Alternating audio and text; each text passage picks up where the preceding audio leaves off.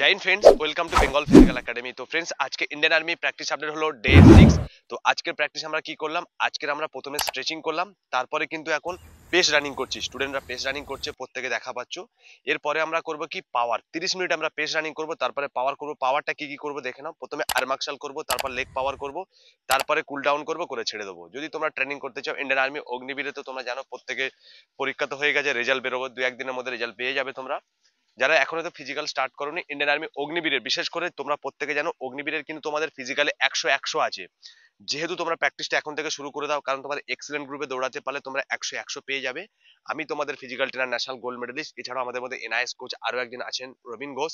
আমরা কিন্তু প্র্যাকটিস করাচ্ছি প্রত্যেক দিন, আমরা ধরে ধরে সকাল এবং বিকাল 2 টাইম ট্রেনিং করাচ্ছি।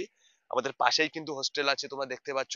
এখানে সমস্ত ফ্যাসিলিটি পাবে। যদি আসতে চাও ইমিডিয়েটলি আমাদের এই ভিডিও স্ক্রিনের নাম্বারে কন্ট্যাক্ট করো। আর চ্যানেল ভালো লাগলে ফলো করো না, প্রত্যেকটা আপডেট পাবে। আবার দেখা হবে নেক্সট ভিডিওতে। জয় হিন্দ।